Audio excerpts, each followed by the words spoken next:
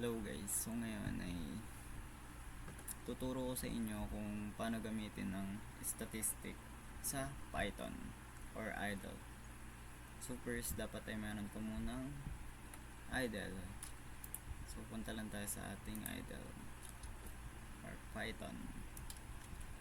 Then let's proceed na create a new file syempre. Mamaya na natin pangalanan yan. So paano nga ba? First kailangan natin i-import ang statistic. Yan, nagkakamali pa ng spelling. So ano nga ba ang laman ng statistic? Para mapalawak mo pa or may magamit ka pa. Pero simple lang ituturo natin sa statistic ngayon. So para malaman ay print, then help statistic. Run na natin yan. Then pangalanan na natin stats.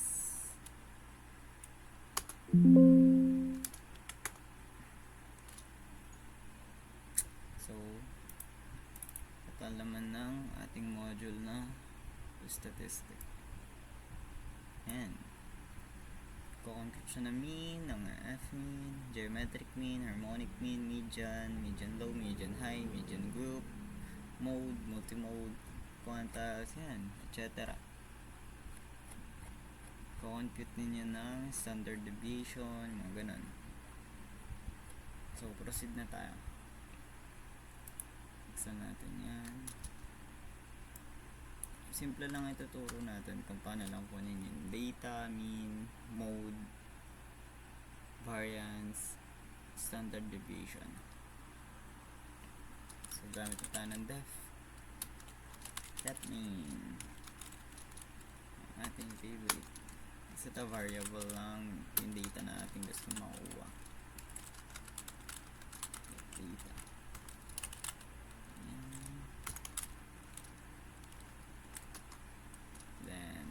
Mag-a-ask tayo sa user syempre ng kung anong data yung gusto niyang makuhanan ng mean, median, mode, ganun, etc.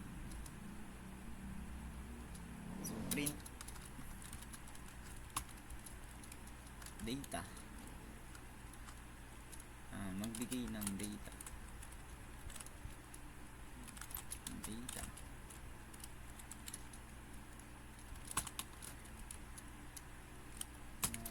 data close, then print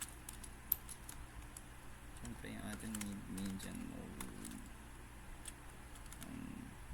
magbigay ay ito ang median or mean, median, mean muna tayo.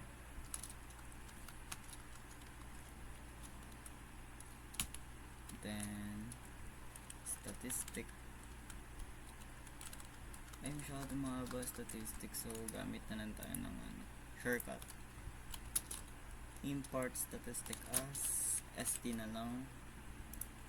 So st mean, then data, close mo lang, and print. Masyado atang marami itong ito ang median.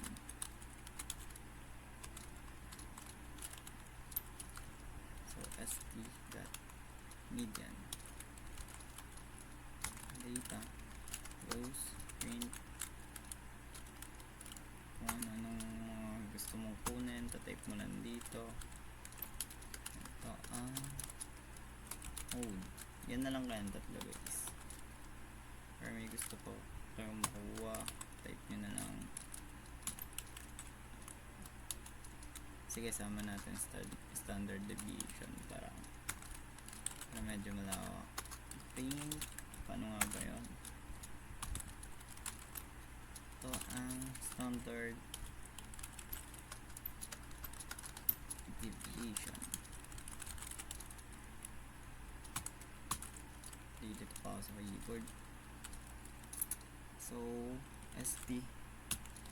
stdev yan yung standard deviation. Stdev data, huwag mo kakalimutan kasi yun yung hinahanap. So proceed na def yung ating ginamit na variable na get data.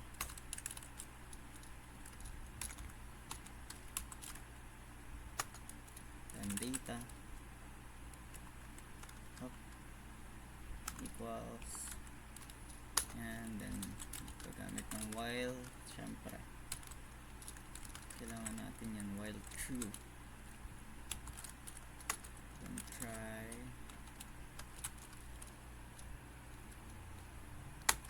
no, syempre any number na i-input natin mamaya. Magbigay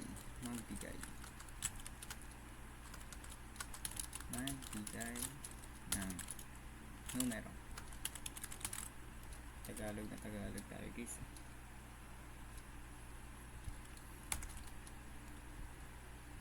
Or type tapos para mag-proceed. Yan.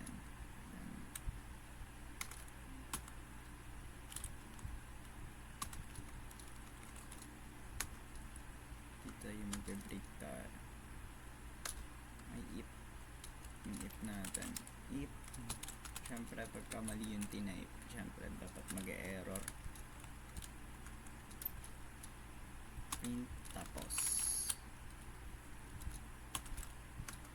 Then break.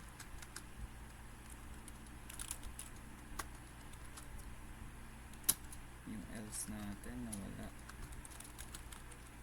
Else data that append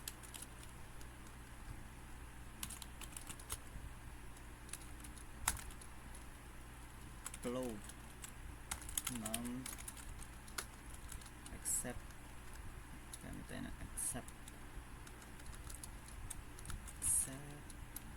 value error sa mga error na ito-type nila na ibibigay nila.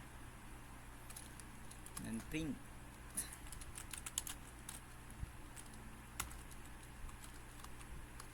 Mali ang iyong binigay. Or ano pa bang pwede? Magbigay ng valid na numero. Dito na lang natin.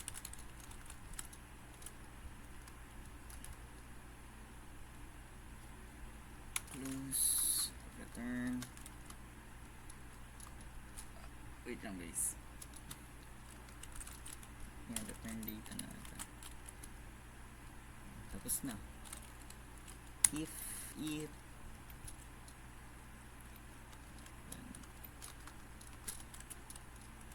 name equals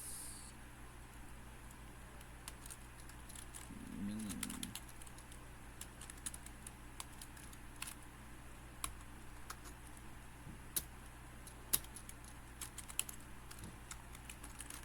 let's try it kung gagana. Tayo may error, hindi ata tayo nag-close,